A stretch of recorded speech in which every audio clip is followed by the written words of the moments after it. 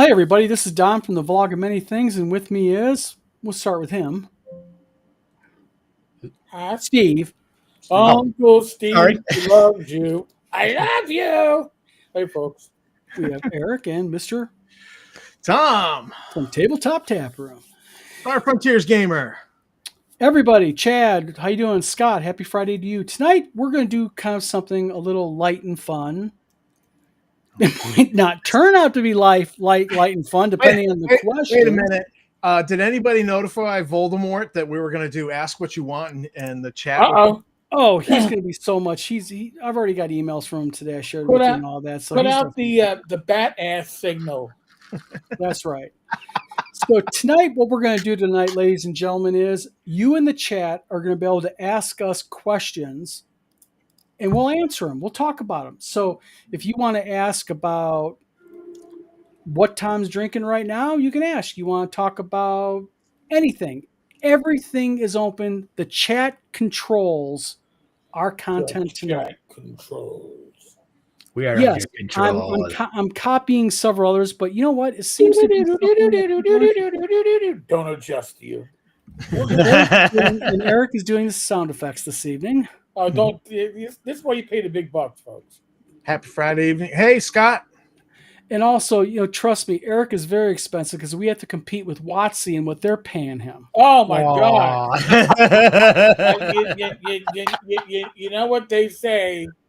Oh no, that would be offensive. I can't say that. All right, never mind. Eric gets a bigger check than the other three of us. We all get smaller ones than him from WotC. I actually got a refund check from my pharmacy plan, and it was awesome because it was actually a check for a penny, and that's about a penny more than WotC has paid me.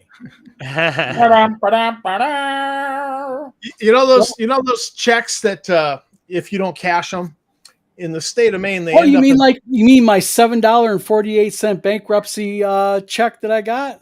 Yes. Well, these checks end up in the state of Maine in a database for like lost money, and my sister is notorious for she's just looking for a free meal, free money. She constantly checks that, and my brother has like $7 owed to him, and so she constantly he's got to claim that, and drives her nuts. And he leaves it there just to irritate her. Michigan has a thing called lost property, but the questions are already starting. Foogly gets the number one. Foogly says, "What is your favorite music genre?" I'd say contemporary because I'm at top. Yeah, I'm top left. So, Foogly, the problem with my music taste is I am literally all over the place. I mean, I like everything from AC/DC to Enya to Mozart.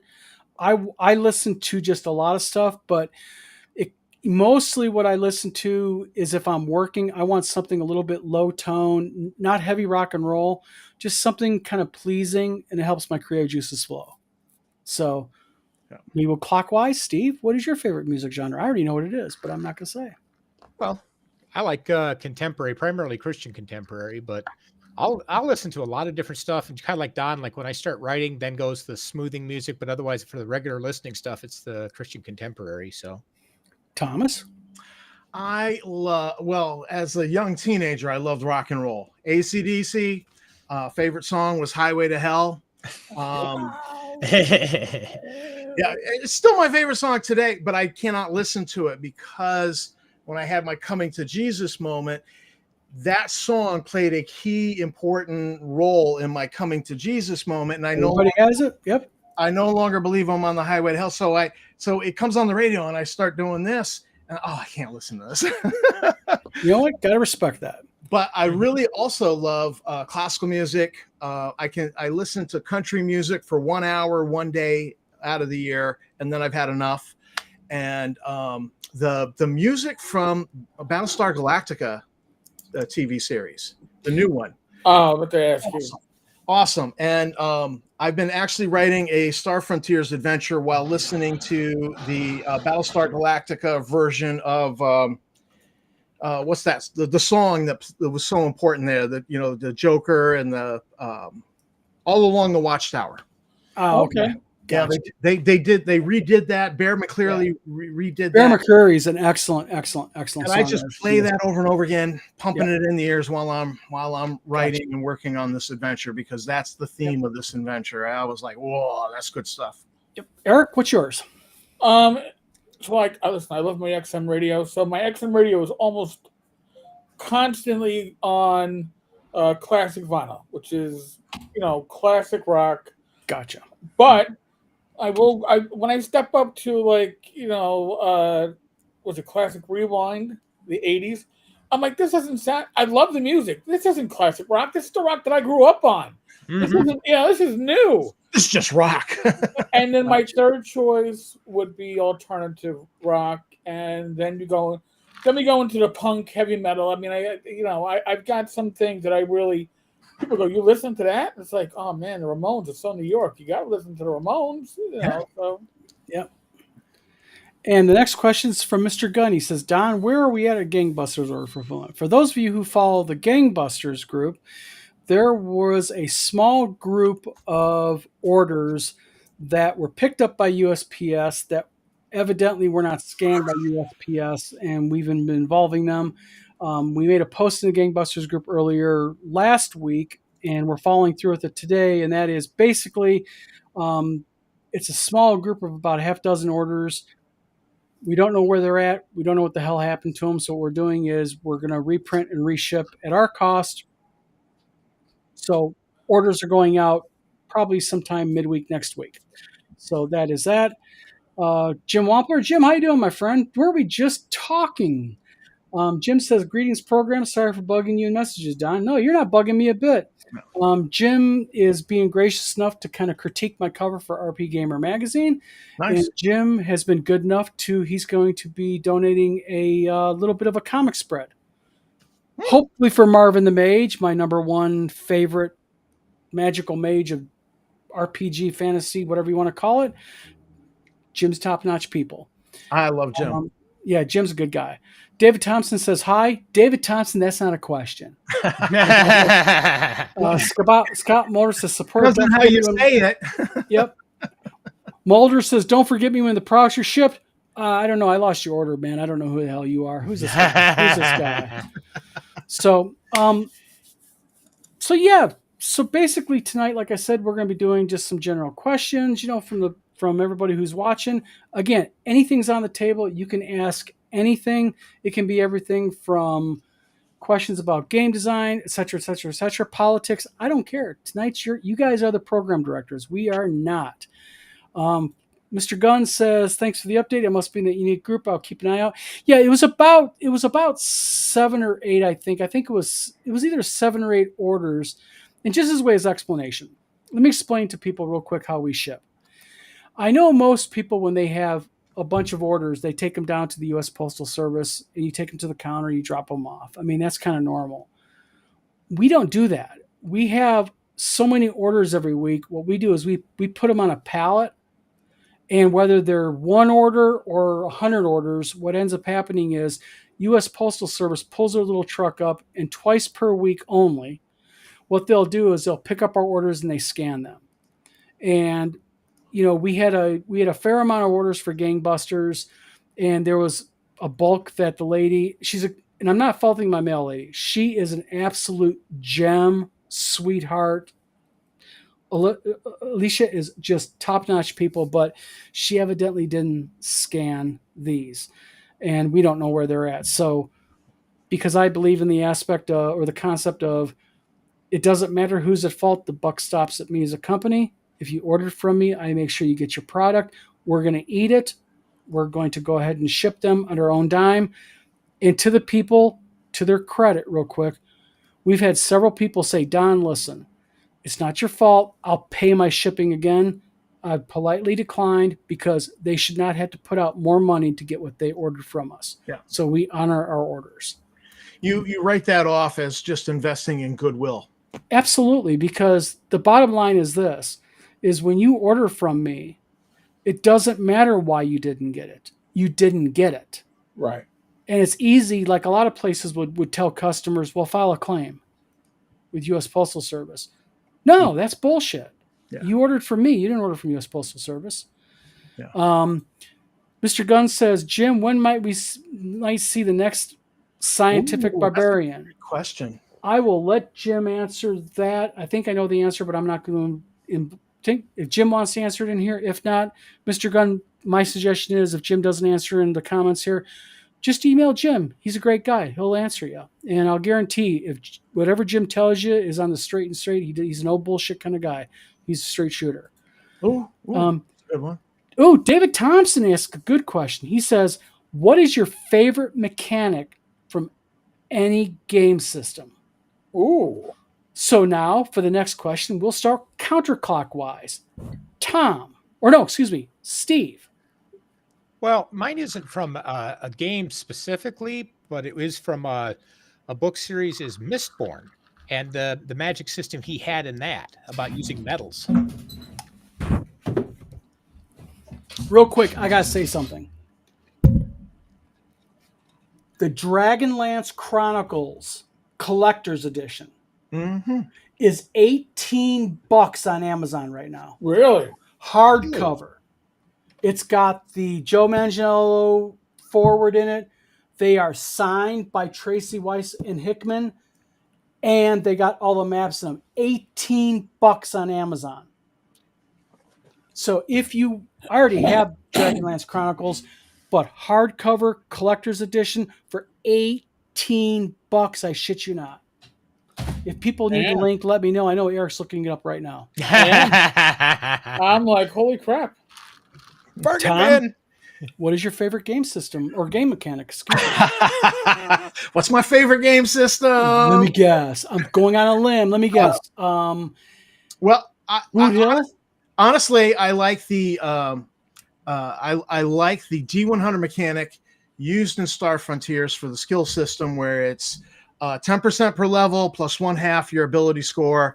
You just look at your character sheet, you know what you need to hit, to hit us. So I just love that. It's so fast play, and I so became enamored of it in playing Star Frontiers for a half an hour before the 3.5 DM showed up. And we had 2 combats, a skill challenge, and some role play in a half an hour. In a half an hour on that mechanic. And then we played 3.5 Dungeons and Dragons, and we were like 4 hours one combat. And I was like, gotcha. Fuck. This is the, and I became sold on that system. Then I always loved it, but I became sold on it there. I do like the roll with advantage, roll with disadvantage of 5e, and I like the torch mechanic in Shadow Dark. Those things are really clicking for me these days. Eric, it's not necessarily a mechanic, but the packages. Like when I first saw somebody go, "Hey, when you're creating a character, you don't have to go shopping. Pick either armor and weapon package 1, 2, or 3. Pick backpack 1 or 2." Because unlike Joe the lawyer, who believes that D&D should be a way to recreate your shopping experience, I don't need that. I don't want that. That's the part that I fucking hate about RPGs is buying the shit. Give me just basic choices. I grab everything I need. I see what you're doing there. Yeah. With me, I'm going to use more of a generic mechanic. And I know a lot of people despise it. I love systems that use skills. I love the skill-based system. I really like a system where you have specific skill sets to do specific things that bar certain classes from engaging in them or penalize them. I just think that's more of a real world thing. It'd be like if this show was a D&D game. Steve would have better skill ability at like programming. Eric would be more skill-based in law enforcement. Tom would be more skill-based in figure manipulation and painting, etc., etc. So theology. in theology. So to me, that's I just love skill-based systems. I know a lot of people despise skill-based systems, but I think if they're done right, I think, and also share another thing. I like Eric's idea. I really hate going to Walmart when I'm playing D&D. I just don't like the whole, thing. Mr. Gunn says, at David Thompson, I love Five Torches Deep. Inventory rules. Yep. Mr. Gunn says, oh, yes, Wampler is a mensch. I had an issue with an order. He fixed it. Wampler is top notch, 1,000%. Mr. Gunn says $18. Yes, go to Amazon and type in the exact search term of Dragonlance Chronicles Special Edition. It's right there. I'm sorry, I gotta say it again. I am flipping blown away by this. I just am like, Tammy tells me it's currently on sale at our local Walmart for like $18. yeah. So, Hardcover. but see, the thing is, they're coming out with the next trilogy in hardcover called Legends, and Amazon has that right now for pre-buy. Ships in February or May, I think, for $40. But soft cover is $65. So, Mr. Gunn says deal and a half. Yep. Scott Mulder, interesting question, says OSR D20 or D100. Tom, it's your cue. Well, I like the D100 of Star Frontiers, and I loved Iron Crown Merp back in the day. I kind of that's an oldie but a goodie. Well, the maps are just beautiful. You just look at it, you're like, oh god, I want to adventure here. But every module had the big bad being, because they had a limited bestiary, because they're just going by the books, and you don't get a lot in the books for a bestiary in Middle Earth. So every big bad at the end of the module was either a spellcaster of the mana, or of the channeling, or of the essence casting. Yeah, and it just gets old, and but I mean, just wonderful material. Absolutely love it. I have a huge collection. Mm-hmm. Exactly. Eric? Well, I started on D20, and I'm kind of used to it now. I've run RuneQuest. I've run Call of Cthulhu back in the day. I do have a certain love. That wasn't me. I didn't fucking do it. Tom did it.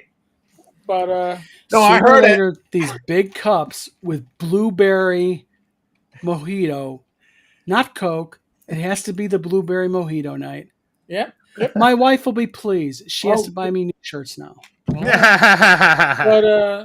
my problem with percentile systems is that many percentile systems are roll low, which is counterintuitive. Mm-hmm. So yeah. And I know there's a question about Open D6, the old West End Games Star Wars rules. I really like Open D6, and I would love to get a chance to play with those rules, because I think they're very flexible, mm-hmm. and they're still free, folks. Don't get fooled by going to drive-through. There's still an open website for it, because these are open rules, so you can still find the system resource stuff out there. Yeah, I think it's good. I think they're a good set. Well, for me, between OSR, we're talking OSR here. OSR D20 or D100, I really like D20. I just, I'm used to the mechanic. It's a mechanic that makes sense. I think it's more systematic, familiar to people, more comfortable for people. But I have never been a fan of D100. So, Steve. I play just pretty much whatever works best for the game, although D20 is probably what I've worked with the most. Mm-hmm. Well, simple, easy. Mr. Wampler says, official update coming soon. SB6 is 98% complete, but was held up by me getting fairly seriously ill. I'm currently back on the upswing. I'll be back to work on SB soon. And I will say this about Jim Wampler. If Jim Wampler says that, you can bet that it's in stone and such. Jim, thanks for the update, by the way. I know you're put on a spot, but I appreciate you in here commenting. Mr. Gunn says, at Tom, thoughts on Star Drive? So we're going to kind of skip address Steve for a moment. 2 of Mr. Gunn's comments because he asked about Zeb's guide. One at a time. One at a time. One at a time. Oh, come on. Take them in order. Take them in order. Gotta be fair. Star Drive. I think I downloaded a few bootleg copies, PDFs, pirated, of Star Drive that I probably shouldn't have downloaded, but I didn't care because I couldn't purchase it. And the Star Frontiersman fan magazine, before I got involved in it, actually had conversions of I believe the Star Drive player character races for Star Frontiers. So I remember looking at that thinking, oh, some of this is interesting. But I'm just not that familiar with the Star Drive. And I know that I think there's a Star Drive module that had the clicks, which were a race mentioned in Star Frontiers, but not properly statted up. It was just kind of a mention. And so I, of course, went on eBay and located that, and fascinating, interesting module. Just being the thorough collector of anything even related to Star Frontier, sure. But I don't know Star Drive well. And I know of other fans who have done, all right, Star Drive was this area of the universe, and here's the connection between Star Frontier. So you could travel in their campaign from one area to the other. Yeah. I know very little about Star Drive. I've never played it, so. Yeah. But thank you, Tom. T. Taylor says, at Samora, are you going to offer a PDF for your module, The Haunted Ruins? Actually, yes. I'll kill a bunch of birds with one quick 30-second stone here. We are... What? Eric, is that sarcasm? Yes, it is, because Eric knows me. Seriously, though, thank you, honey. My wife brought me paper towels because I have spilled blueberry mojito all over my crotch and everything else. So I'm not going to help you clean it up. So my balls are blueberry today. Oh, wait, you got blue balls? Oh! Blue balls. All right. So, any rate, this weekend we are going live with the new Wizard Tower Games site, which is going to transition over to Wizard Tower Publishing. And every single product that is RPG related that I have, I am going to be offering a PDF version of it. I just think it's fair because it's so popular. PDF and ebook, it'll come in, or EPUB, it'll come in one little bundle. So yes, T. Taylor, check back probably by end of Monday and you'll be able to purchase. Yes. Mr. Gunn says, at Tom, follow up on Star Frontiers. Do you like Zebulon's Guide version of Star Frontiers? When it first came out as a kid, I was like, oh, this is great. I could do a character who's a fighter, but has some medical. So he's like a combat medic. And I loved that, but it was so fiddly. And that's why skills are so cool.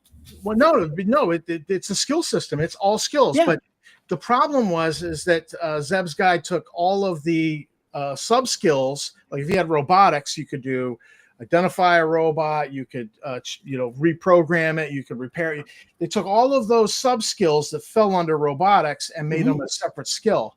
So when I ran a game and I was actually running SF 2000 rules, which is a fan rule set, which is Zebulon's Guide on steroids, like Roid Rage steroids. Which one? What was it? It's called SF 2000. It's out there in the. That's old though, isn't it? It's from like. So it's not like a newer pub. I thought that was old. Yeah. But I was in the early 2000s running a game with that, and this character wanted to be a robotics guy, so he took all the skills, but he left out one of the robotics skills, and I'm like, and then he went to do that action, and I was like, oh, what do I do? It's just such a fiddly rule set. I hate it at this point now, and I've gone completely the other direction back to, Alpha Dawn. Yeah, just run Alpha Dawn, and we just don't care, and we just move on because it's fast and loose, and that's how I like to do it. Mr. Fugly, thank you very much for support. It is very much appreciated. I'm also, just to let everybody know, the group here knows about it. A couple other people know about it. I'll be making an announcement this weekend. I'll just say that sometimes forced incidences have positive effects. And I think I'm going to be having a lot of positive things happening here in the coming couple of weeks. Good stuff's happening. Sure. Lemons out of lemonade. Fugly says paranoid skill sets. I'm gonna address this just real quick. You know, Is that Paranoid the RPG? I think that's what he's talking about. Okay. Yeah. Fugly, if I'm wrong, correct me. But I don't like the skill sets in Paranoid. I admit that I don't know a lot about them, but I think what they do is I think they overcomplicate skills. I think skills should be very simplified. You know, it's like the theory to me of, in an RPG, why in Lord of the Rings does Gandalf get to use a sword, but in AD&D, mages and wizards cannot use swords?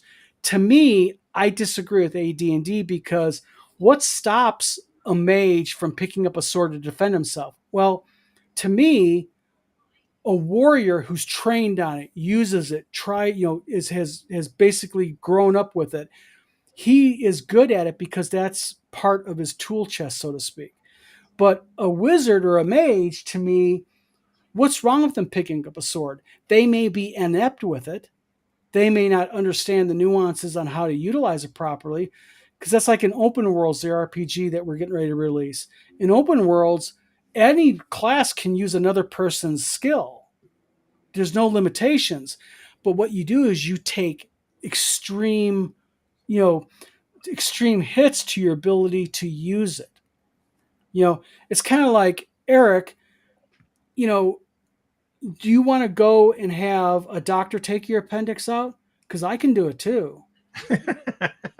Not saying it's going to be the Don, but thank you. Yeah. So, it's like, it's like kind of like the theory of why are there licenses to build homes? Why do you got to be a contractor? Because a contractor's license demonstrates you have the basic skills to do what you're doing. So yeah. So now there was an article in Dragon Magazine, and like somewhere in the '60s series, where they addressed that, and their solution was pretty spot on. Mm-hmm. Yeah, a magic user can use any weapon, but unless they're using a quarterstaff, whatever weapon they're using is doing D4 damage. They'll look great holding that longsword, but they're not trained in it. Now, the fighter gets full benefits from using whatever weapon he has, and they scaled it down from clerics to thieves. But, the only D6 weapon that you were going to have as a magic user would have been the quarterstaff. And you still had to be proficient with it. So, yeah, you can be proficient with the longsword, but you're never going to do better than D4. And then the rest of your weapons are what? -5 because you're a magic user? I like the one meme that has a wizard standing there with a Thompson submachine gun. He says, "I may be out of mana, but I'm not out of options." And, and I thought, that's a good one right there. It's like, that's not your main weapon, but you got nothing else left. Heck, out comes the claymore. Yeah. Eric, we'll get to your question for you pretty soon. I'm just trying to go through all the questions as they come. Chad says, at Don, given your like of skill-based system, what is your opinion of D6, Open D6 as a system? I really think highly of it. In fact, me and Eric got in that conversation about a week ago, Eric. Yep. My role-playing game I'm getting ready to release called Open Worlds role-playing game. It uses our own system called the task level system, which is indeed a D20-based system. But I will tell you right now that the Peaky Blinders RPG that we're going to be developing, along with our new license that we acquired from Wizards, I've determined that we are going to be doing a D6-based system. And you can thank the gentleman directly below me for that idea. Again, we have in this group right here, we have probably between us probably easily 150 years combined of gaming experience, probably more than that. And I'll be utilizing all three of these gentlemen with me because I respect each one immensely, and I respect what their line of thinking is. Boone Flyer, Boone, I don't recall you ever coming here before. Thank you for coming to the channel and commenting. Boonflyer says, I prefer my annotated version of Chronicles, which includes notes from the authors. Annotated versions are really, really cool. But personal preferences, I don't really like digging into them deep unless I'm like really looking for their opinion, because when I read a story like Dragonlance Chronicles, getting into like, the story, I just like really getting into it, and doing it. But you're right though. Very, very good. Mr. Gunn says, Ice Merp, the maps were awesome. Yes. And I am a map lover. Beautiful map, Tom. Where's that from? This was a rare copy of their main campaign map that was rolled in a tube, and I stepped up for that on eBay auction. I overpaid. No, you didn't. I remember loaning that to you, so you gotta get that shit back to me. Because you can get this map and it's folded. I had a folded version. It was folded, and when I saw it in a tube, I stepped up on the eBay auction and bought it. And then Tammy was like, "Why don't you get that framed and hung on the wall?" And I thought, if I didn't love you before this moment, I just fell in love with you. Let's see here. That's a good question. I have a good wife. Copies after Classy, they pulled it. Bought a drive-through RPG. Paperback seems to be more. Yeah, real quick, when you go to Amazon and you look at this, like the $18 hardcover, and I'm gonna tell you right now, the binding is beautiful on this book. The printing is beautiful. They use a cream colored paper. It's a nice book. It's not like discount. We screwed up our orders. And you said it was signed? My copy is, yes. Oh, wow. Yep. So they're limited. They're the limited edition copies that they pulled out. So you're getting that through Amazon? Amazon, $18. Yes, I'm praising Amazon after they screwed me out of my 28 gauge wire, but made it right instantly. Don, salty blueberry and nuts. Yep, it's a little chilly right now. Blueberries, I hear Beavis and Butthead in the background. Yeah. Tom, I never got into the resolution system. It was based on the Marvel system. Yeah. Mr. Gunn says Star Frontiers 2000. Scott Mulder says Zeb's Guide, yuck. In defense only, it was never finished, so we got the garbage incomplete version. Yeah. Okay, Eric, you're going to get 2 questions here. All right. Here we go. Why don't you respond to this real quick, and then we'll get you a legitimate question. Opinion, thoughts on it? All right. What, Zeb's Guide? On Zeb's Guide. I never owned it. I own Zeb Guide. Look, I like the. No, you did not. In there, stuff on the Megacorp stuff. Hey Tom, on real quick, don't mean to interrupt. You're kind of like cutting line here. Oh, okay, sorry. Go ahead. I know Steve's never played. I'm just messing with you, having fun. I like the material that's in it. I never really used the resolution system. I love the whole, 10% per level plus half your ability score. Zeb's Guide undid that completely. Yep. And it didn't have any spacer skills, so I just was like, you have to fudge a lot with it. It was, and I happen to know from an interview that Kim Eastland did that he really hated Star Frontiers Alpha Dawn.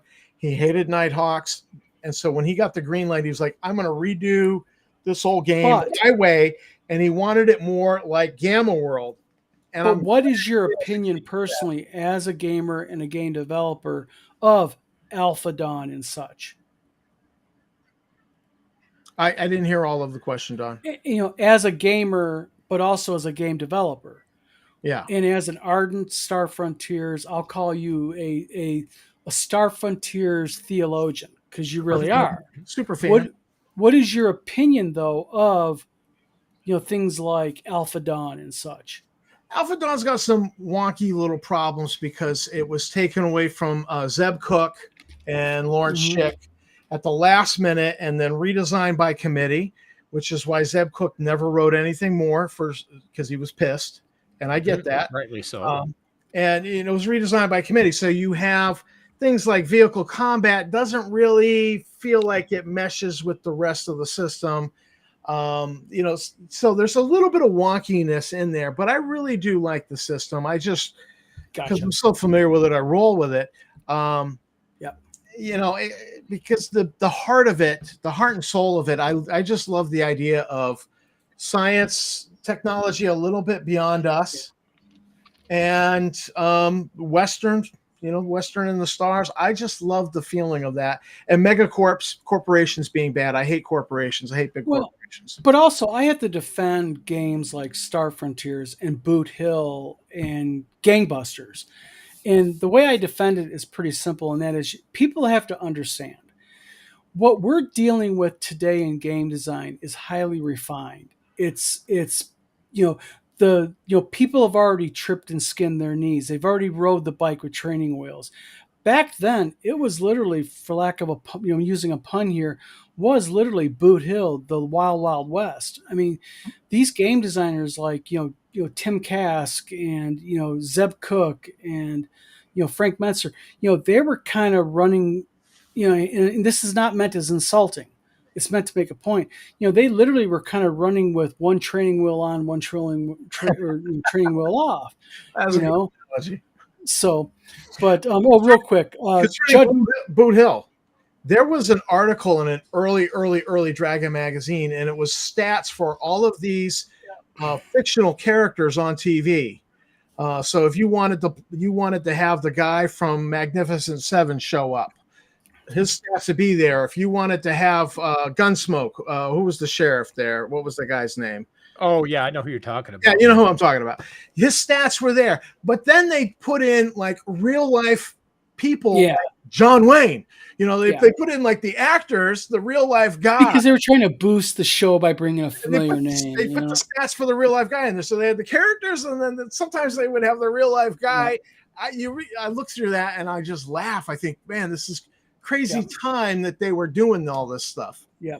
But Judd, real quick, to answer to your question, without having to rehash it, because we already talked about it, if you go to the Gangbusters group, there's a pinned comment by me, and that's where it's laid out. Basically, bottom line is I'm reshipping at my cost. The Great Old One, thanks for tuning in our channel, says, a magic user can use a sword. He's just a non-proficiency penalty. I can't learn and can't learn to be proficient with it. Yes, that should actually be a rule. That's open worlds right there in the core.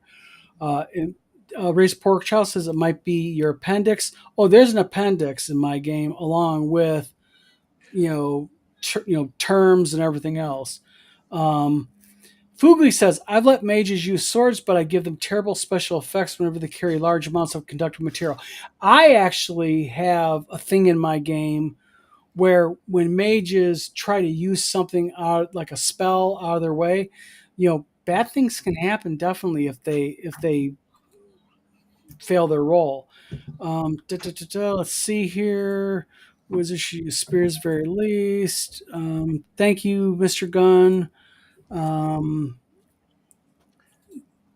Just trying to find a good question here. Yep. Mr. Gunn says, what chased me is when they cross streams in RPGs and have class skills. Classes are supposed to be packaged skills. Eric, good question for you. Mr. Gunn says, what chased me is when they cross the streams in role-playing games and have classes and skills. Classes are supposed to be a package of skills with no need for specific items. Boy, do I got a comment on that. But Eric, it is your turn, my good friend. I don't have a good answer on that one because he's not totally wrong. And when we got the Dungeoneer Survival Guide and the Wilderness Survival Guide, because skills were introduced with Oriental Adventures, yes, they didn't really work that well. So, yeah, I'm not going to argue that point. See, I have the opposite. I actually disagree. And the reason why I disagree is Mr. Gunn says when they try to cross streams in role-playing games and have classes and skills, classes are supposed to be a package of skills with no need for specific items. But to me, that's kind of, and I know it's going to sound like I'm hee-hawing, but that's a yes or no thing with me, because to me, when, like, and I'm going to use open worlds, each class has a thing called the controlling class. So like a warrior would have swordsmanship. Mages would have, spell casting, as an example. So I think skills and classes can be separate things, because if you use or attempt to implement some type of real world mechanic in it, and we'll use the Gandalf principle again, is, in classic role playing games, mages cannot use swords. Why? Well, because they're trying to put a definitive demarcation line between magic use and such, because nobody wants a magic user being able to cast spells and use a sword at the same time. That's what I think kind of the little barrier is there. But I think if you handle it correctly, Mr. Gunn, I think that there is a clear line. And I think that how you solve that clear line is you say, okay, you're using something outside of your training. So you're going to take an extreme penalty of some sort if you want to go ahead and implement that. It would be like, and I know it's kind of a silly analogy, but, everybody can boil water, and we know that. But you actually kind of have to know what you're doing to cook a steak truly at medium rare. And that just goes by training and your skill at doing it. That's why they have culinary school. So bad analogy, I know, but that's kind of my thinking. Mr. Gunn says, keep it either as a skill-based system or class-based. You don't need to put skills in your class-based system. And Tom agrees. Tom, let me ask you a question. You piped up. Why? Why do you agree with that? Well, look, I love a skill-based system. I love a skill-based system that lets me create an unusual character, a little bit different, like the combat medic, or this guy was going to seminary and was kicked out of seminary, and now he's doing this other job. He's still got all that seminary training. I kind of like that kind of character, but I also like playing BX. But real quick, I'm not trying to interrupt, but thought of this. But basically, but let's take this in a different direction here for a moment. So we have you as highly trained in theology. We have him who has very little, but he could probably still hold a discussion with you. So so even though he might be a carpenter, as an example, he may know a hell of a lot about building a house, but he still has some basic foundations based on his skill set to talk about theology, not to your level. But that's why I think classes and such can meld. But go ahead. Sorry, I just thought I wanted to bring up that point. I just kind of feel like they're different systems, they're different ways of doing things, and when I first became a father, I parented one way, and now that I've had a situation where we've had a toddler come into the house, I have to parent differently. Partly because the state of Maine says you can't do this and you can't do that, and so does your wife, and so does my wife. But the old me would have been like, there's a point where I'm like, but see, there hones my point though. Two different systems. There's two different systems, but you have a basic skill set in parenting.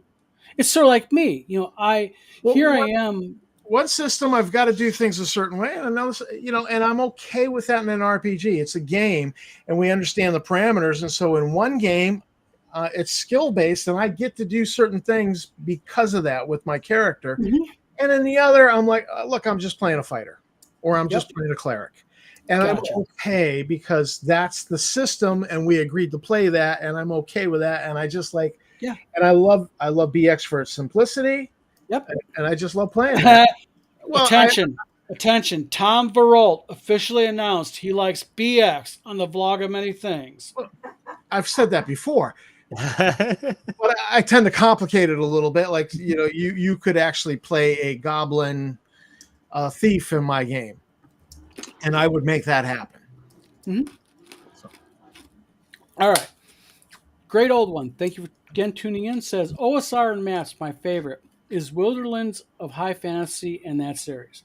It's my turn. So real quickly, I'll kind of like address the comment, but I'll take it in the form of a question. I'm gonna tell you right now, I am a map lover. I love maps. Wilderness, dungeon, I don't care. I love them. I have a big map hanging up over here of my world. maps make the world a better place, and now no pun intended. So, Well, yeah. Then I went and sent him my little my crappy little Land of the Photoshop Lions. drawing. Yeah, Land of the Lions Yeah. drawing of what the continent looks like. Yeah, just the other day you did that. We're going to draw that map too. Mr. Gunn says at Joe Stone, Somani supremacy forever. Boone Flyer, thanks for tuning in to our channel. I'm not sure if I've seen you here before. If I have, my apologies for not remembering. Says with all of the numerous options of RPG systems, age, YouTube channels, social media groups, are we in the golden age of RPGs? Let's do this.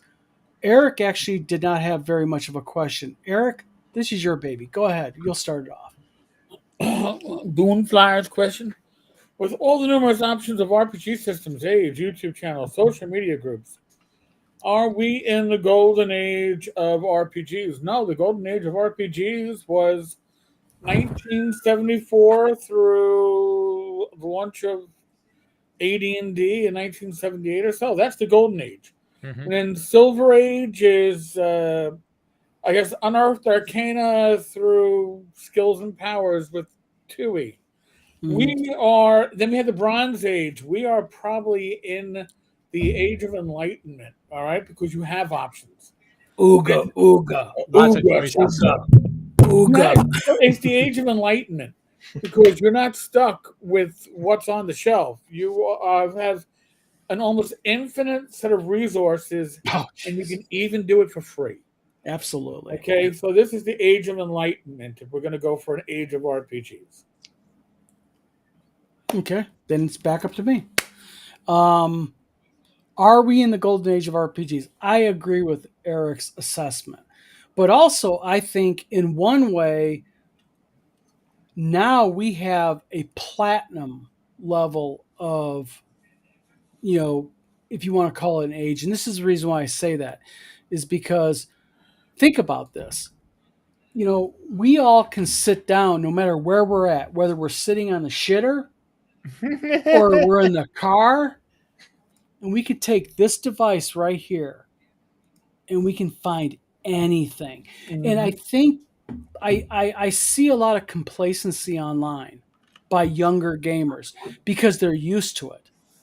And I remember as a young man, if I wanted to order the new D&D book or the new Conan novel, I went to the bookstore and they said, go check over there on aisle 3. You don't have it. And they would literally look it up on their paper, in their paper catalog, and say, I can order this. I do my orders on Friday. I can have it to you in 2 weeks. And I was like, holy shit, 2 fucking weeks? That's fast. I'll take it. And now, like Eric even said, not only can you find what you want, but there's always a stolen, pirated version online. If you dig, you can find. Yeah. I wasn't even talking about that though. Yeah, I know what you're Fantasy RPG. All those resources are free. OpenD6. All those resources are free, and their license is free too. That's the whole point. That's what's the beautiful thing. So there's so much you can do without having to spend a lot.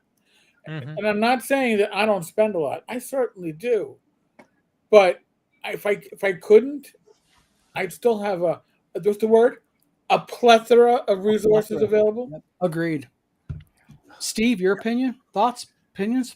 Yeah, I think I go more with that Age of Enlightenment thing, that just the idea that stuff is so readily available now compared to what it used to be that it's not even comparable to the early days. This is you could call it a golden age, but really I think for me the golden age is more the quality of the stuff you were getting than the actual availability and things like that. I think a good term to use, and disagree if you guys want to, just my opinion, I would call this more we're in an age of informational innovation. That's a good way to put it. Okay. Tom, what's your thoughts on this? I basically agree with Eric, but I would expand the golden age into the 80s. But largely because I didn't touch D&D until 1980. Mm-hmm. and Mulvey Basic box set, and then AD&D. Yep. And Dragon magazine was so cool back then. I mean, It was. yeah, and then you went to the back and there was those ads, and you'd be like, send for a catalog, send $1 for a catalog with a self-addressed stamped envelope. Who does that anymore? Yeah, and for those who don't know, you literally took an envelope, put a stamp on it, put your address on the front of it, and you sent it into them. And they would mail you the like a mimeograph. And it always, and the thing is, the funny part is, it always came. Mhm. They shipped you in your self-addressed stamped envelope. Yeah, it send it to you, and so then you'd be like going through it like the Sears catalog, going, "Oh yeah, heck yeah!" And I want to get this, and I want to get this, and you try to talk to This your mom Sears. about like writing a check, and she wouldn't do it, and you'd be like, "How am I going to do this?" And then you had to figure out, all right, my lawn mowing money, go to the bank, get the geez, what? Nobody does this anymore either. Where you go and you give them money, it's like a check. Oh yeah, cashier's check Not a cashier's check. or money order. They Money give order. you money order. Yeah. Yeah.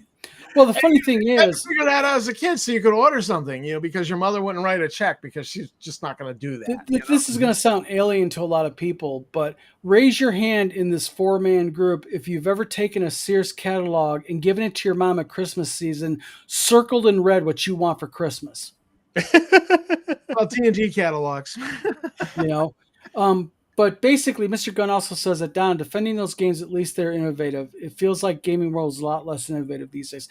The thing is, I think that the gaming world is very innovative. The problem is these days, and it's not really a problem, is innovation. We have so much information at our fingertips. We are now a now society.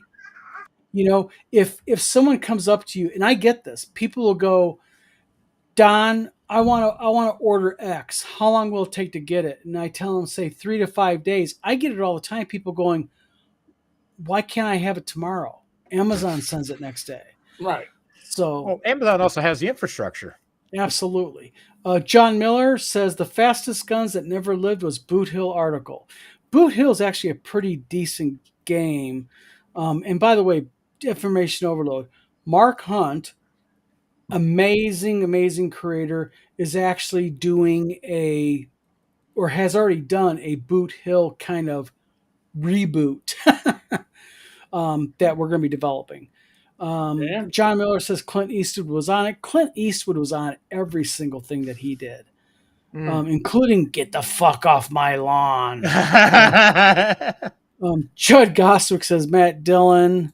Yeah, he was that. That was the guy, Matt Dillon, the sheriff. Yeah. Mr. Gunn says, Don, perhaps it's just a myopia of nostalgia speaking. Yeah, I think so, guys. Would you agree? I mean, it is nostalgia. I mean, I'm not trying to sound arrogant here, but I remember, and this is a thing, in 1980, I went to Gen Con. Gary Gygax was sitting at the table, and you could actually walk up to him and talk to him, and he didn't have handlers.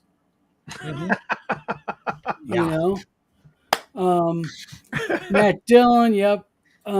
David Thompson says, Once Upon a Time in the West has all the TV movie actor stats block in it. Is that a website, David, or is that kind of further explain that? Bad Mike, how you doing, my friend? Thank you for tuning in tonight. It says Boot Hill isn't really an RPG per se. It's very connected to the hobbies wargaming groups. Steve, real quick, I'm going to skip me on this because I'm yapping too much. Steve, what's your thoughts on this? We'll kind of get into this a little bit. On which item? Boot Hill, you familiar with it all? You ever play it? No, never had a chance Okay. to play it. Tom, have you ever played it? If not, what's your thoughts about Bad Mike's comment? I rolled up some characters in it way back in the day, but I actually played with my kids this simple game called, it was like a shootout game, and it was just like two gunfighters 20 paces away, and you shot, and basically your chance to hit, you could either shoot or move. Yeah. And so, it was a choice, and so your chance to hit was how many paces away you were. So you had to beat. So if you were 16 paces away, you had to beat a 16. So it was always dicey to, so I had well-painted figures. The kids they love to play that. And I get it because I've seen some other game systems similar to Rule. They were more wargamey, less RPG, similar to Boot Hill. And it was, that's the toddler in the background. I didn't think it was Tammy, but okay. She has been quiet this whole time. But I can see that. I would concede Bad Mike's point on that. But I would love to play like a Boot Hill meets Weird West. Vampires, ghosts, werewolves. See, that'd be really cool, I think. I think that'd be cool. I have played Weird West at a convention, and the rule book is like 500 something pages. Dang. Okay, real quick. I'm not trying, and I really hesitate to knock another game because to me, as a publisher, it's tacky.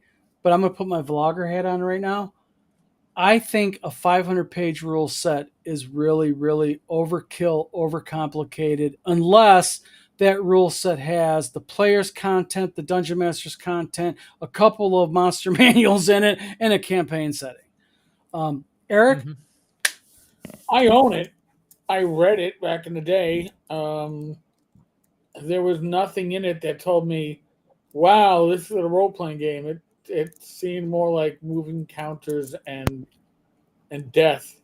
So there was nothing that it didn't evoke anything from me. So I was never a fan of it. It was literally opened, read, on the shelf. Probably and real quick, I'm not trying to kick anybody out, but Eric, I don't know if you're sticking around or you got to go. I got to go. Okay, ladies and gentlemen, Eric, thank you for tuning in tonight. We continue to have a lively chat. We're going to be on a little bit. Thank you for coming on tonight, Eric. Always. Really appreciate it. Always, I'll be on Discord for those who are looking for. All right, and I'll make sure Watsy cuts your check properly. Spell the name right. TENK. Oh, Carp. They keep putting that P on the end. TARP. I can't cash it if they sign it like that. You know what the hell? But Eric, again, thank you very much. Have a good night, and I'll see you. We'll all see you tomorrow night with Glenn. Yes. And then we'll see you on with your beautiful wife, Rach. And on Sunday, 7 p.m. on Rumble. Real quick, is that going to be a normal thing for you now? What, the Rumble? It's the Sunday night thing. Sunday night? Yeah, it's once a month. It's the last Saturday. Okay. I was about to say, don't you ever have a freaking evening where you take a poop, drink some liquor, and relax? Yeah. After I do lives. Okay. All right, Eric. Thank you again, sir. Much appreciated. All right. Chad says, Mr. Gunn, counterpoint. What if a systems classes had less to do with skill sets and more to do with mechanics to optimize niches? E.g., fighter gets more crits, expert gets more skill specialization. I'll tackle this real quick. Again, I'm reverting back to the open rules role-playing game and the task level system. I think that using real-world mechanics is an awesome thing, and I'm going to invoke Chelsea's game. She uses a torch-based system of timing, and she puts the nose to the grindstone. Your torch only lasts so long, 60 minutes. How many times has GMs or DMs given somebody, they say, I'm going to light a torch, and it's 9:05 p.m. like it is right now, and then 7 hours later at 2:00 in the morning, people go, what's it with your torch? Oh, I'm going to put another torch on. No. I actually use Daggerheart's system in my system. My system was developed in 2013, though. No, she did not copy me or get an idea, but I just use those kind of real world mechanics. Listen, you want to light a lantern? Go ahead. You want to light a candle? Go ahead. They only last so long. that introduces resource management into the game. Absolutely, which is critical to me. That's there are some game systems that just go, let's go cinematic. You just shoot that gun and keep shooting it, and so it's like somebody in a movie where they shoot the gun and you know it's a revolver. It should only have 6 shots. It's got 30 rounds in it. Oh yeah, so the rule mechanic would be like if you miss and you roll a double. So if you missed with like I say a 22 on the percentage system, then you're out of ammo and you have to. And I'm like, I just don't like that. Yeah, but I do like a game with resource management. Hi, I play Star Frontiers. It's all about resource management. So I kind of like that. Yeah. Bad Mike says something interesting. Bad Mike, again, thanks for commenting. He says, if your mage wants to use a sword, geez, just roll up a half elven or elven fighter mage. But Bad Mike, my counter argument to that is that, you know, we're talking about implementing real world mechanics. I know it's a fantasy game. I know that's why people play D&D and similar systems, because they like the fantasy aspect of it. But to me, as a player and as a GM, my philosophy behind it is, yes, they could just roll up a half elven or elven fighter mage. Absolutely. Because you're in that game, classes have skill limitations. But in real life, and it's an easy system to implement, you know, anybody can pick up a sword. I mean, Oliviana can pick up a knife and swing it back and forth. Is she going to be effective? Absolutely not. As a 2-year-old, 3-year-old? No. But the point being is, if you're not paying attention, she can definitely slice your knee open. Mm-hmm. So I think that the implementation of skill-based system into a role-playing game, I like it, because I like the idea that, you know, my character can try anything, like with the task level system. But the problem is trying and being successful can be way different on the spectrum. Well, I think there's some things that you just can't. You could try to do it. You're just not going to succeed at it. Like brain surgery. I have some science background. Well, even simpler. If I tried brain surgery, I'm going to fail. I'm going to kill the patient. Well, but I can give a very, very simple analogy here among us three. Okay? Very, very simple. Tom, what I'm going to do is I'm going to give you access to my server. And I need you to go ahead real quick and change the DNS over to Liquid Web. And what I want you to do is I want you to FTP up a website. Now, you're looking at me right now with deer in the headlights look. But, not going to happen. But if I tell Steve that, it's done inside of 2 minutes. Mm-hmm. Again, Steve has a specific skill set that you do not have. But if I ask Steve, as an example, to go, Steve, what I need you to do is I need you to paint a miniature in hyper detail, and I need it done fairly quick. Steve's going to, because I know Steve very well, we've been knowing each other for almost 18 years. Steve's going to look at me and go, yeah, I'll get back to you, Don, on that. But Tom will say, I'll get that to you in 20 minutes. Well, maybe an hour. But the point being is, skill-based systems we deal with every day. Bad Mike. To most people, Bad Mike can develop and create a game convention like that. He knows it like the back of his hand. He understands the pitfalls, pratfalls, and all that. He's been doing it a long time. Absolutely, because he has the skill Mm-hmm. to do it. And what are skills? They're just basic experience. I'll give you another one. I was into rock climbing and rappelling. And not my fat ass. I went and I was called by my girlfriend, come down to the nursing home, talk to this guy who's cleaning the windows because they were hanging from ropes off. What was this chick you were fucking dating, man? This is ancient history. So I go down there and I talk to the guy, And I get the job because I knew his aunt, and I dropped her name, and I didn't know it was his aunt. I said, hey, just ask the director of nursing at this nursing home. And, so it got me the job, and I got in there. And window washing, the way they screw with the new guy is they say, take the 40-foot ladder and go clean those windows. Yep.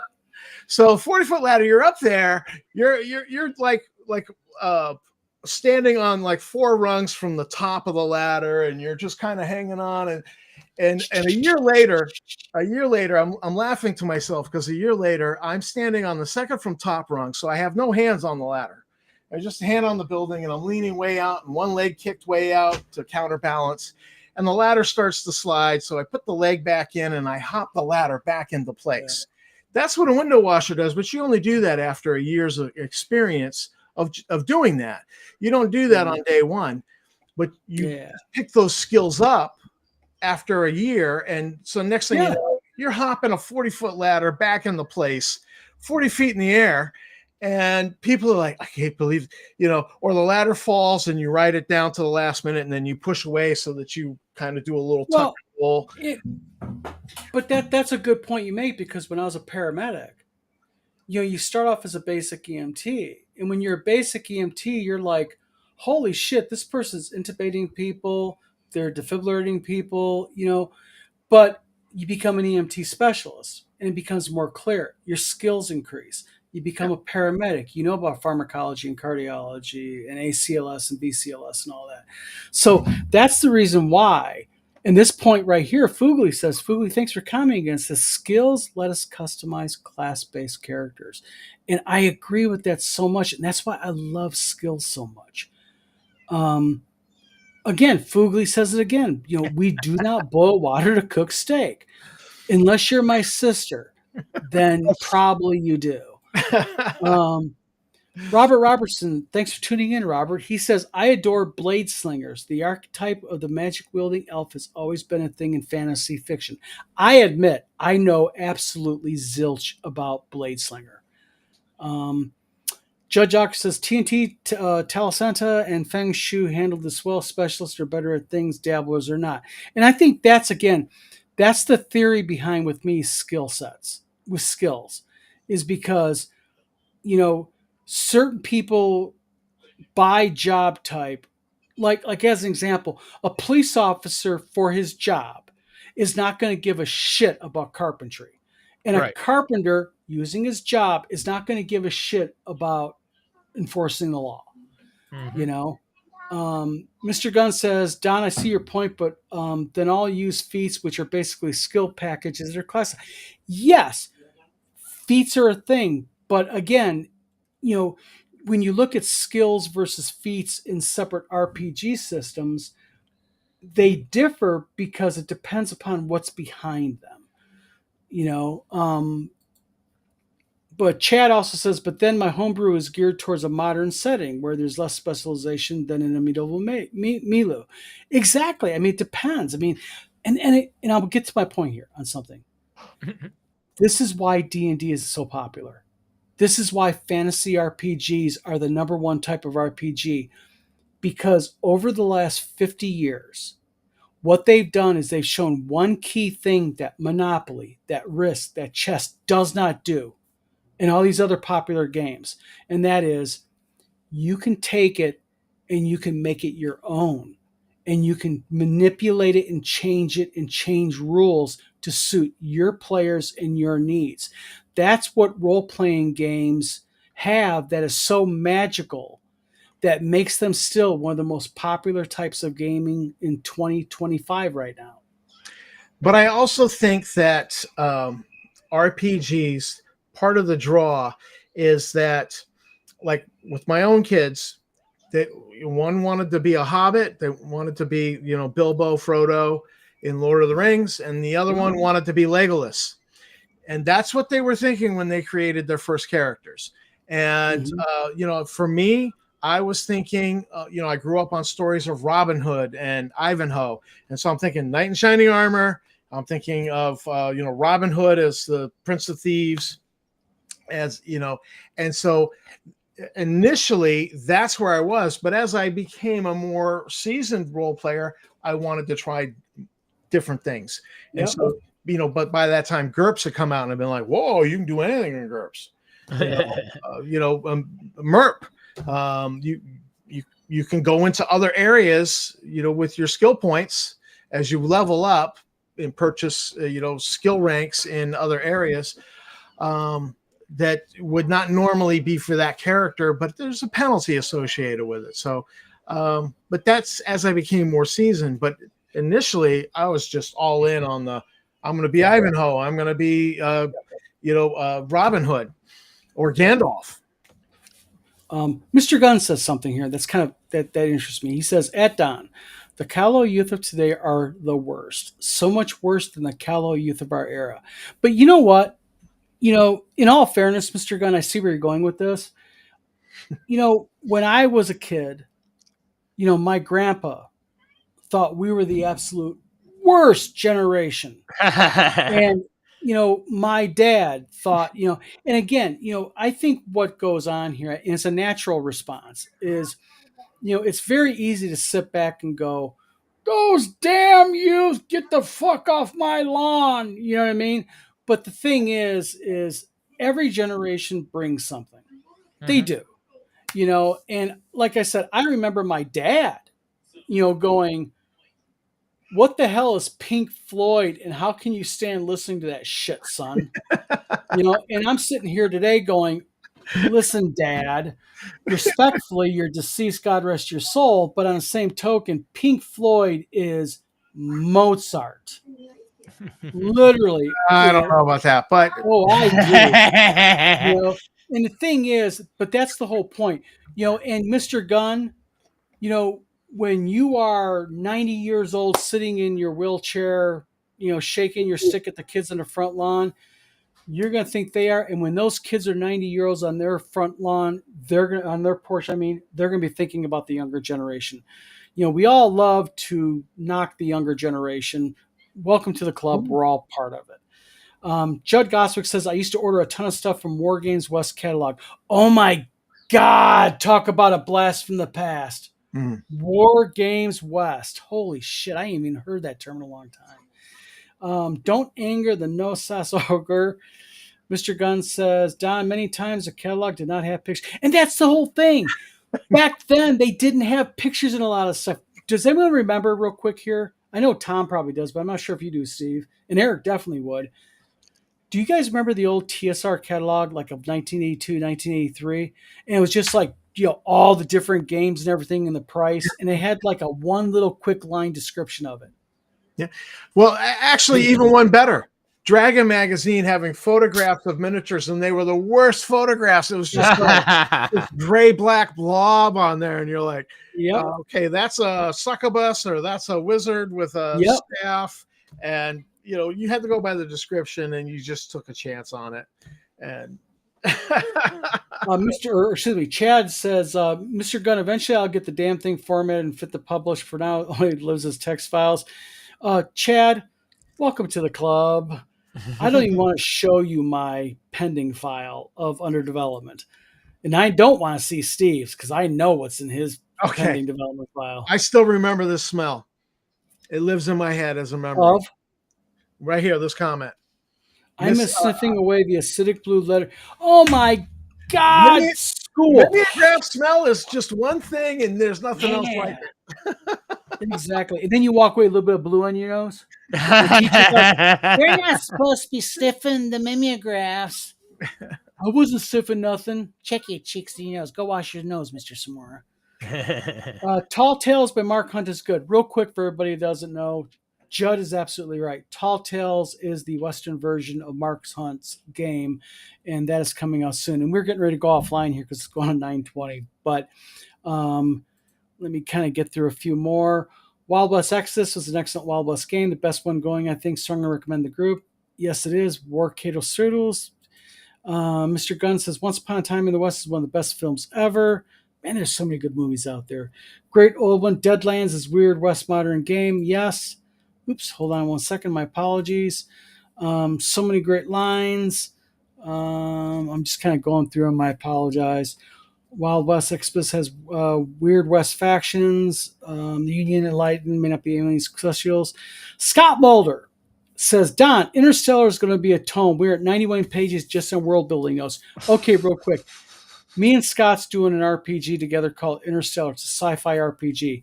Scott's talking at 91 pages. His notes alone. He has not seen my notes yet, which I got to get to him this weekend. But we've got artwork. We've got schematics. I'm even drawing the ships out. We've got a ton of stuff. Interstellar is going to be a tome. He is right about that. Robert Robertson says Wild West Exodus has great Weird West factions like the Union, the Enlightened, may or not be aliens, these Celestials. Continual Light was handy for that. Mr. Gunn says, Don, sure, Shadow Dark has a real world torch timer, but some TTRPGs cannot resolve a combat in 2 days, much less 30 minutes. You know what? I think that also has a lot to do, Mr. Gunn, with the DM who lets things drag on. Sometimes you got to kind of push things along, but you make a really good point there. You really do. Toddlers with knives not being dangerous. Tell that to the 5th level fighter who was critted by a baby goblin. Oh my God, I would have loved to have seen that. Got a jet. Good night. Chad, thank you for tuning in tonight, my friend. I'll see you this weekend. We will be posting content all weekend. Mr. Gunn says, Tom, looking for silverfish in the shadow end. Tom is dealing with something. It's past 9 o'clock, guys. We're running late, so we're going to be cutting this off. Get on with Don. Say hello to him after. Classic Age RPGs. Mr. Gunn says, my Callow Youth comment was sarcastic every previous generation. Oh, I know you were joking around, Mr. Gunn. I was just kind of joking back. But, ladies and gentlemen, it is 9:20, and I know you guys have had your fill of this beautiful bald head. Okay? But everybody, thank you for tuning in. And no problem. I get that. Yep, Tom.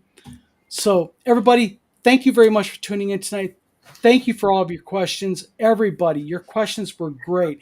We got to do this more often. Let you guys kind of take over the creative director hat in this. Happy to answer the questions. Everybody was really good. Everybody answered the questions. Eric had to scoot. It is past 9 o'clock, so I know Tom does have toddler duty. Real quick, Tom, I have to ask you publicly, how's the little one's leg doing? Everything good? She's doing good.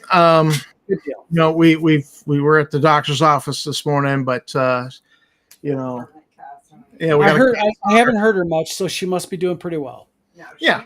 she works Good deal. I had to kill the camera to go get some I get it. It's past 9 o'clock. Tylenol and dose Oh, it. yeah. And, Yeah. we just don't want her having any pain. So No worries. yeah. Tammy, heard you in the background. Howdy, howdy, howdy. Yes, hello. So Olivia but- did want to say hi to Uncle Don. Say hi, Uncle Don. Hi, Oliviana. I get it. But everybody, again, thank you very much.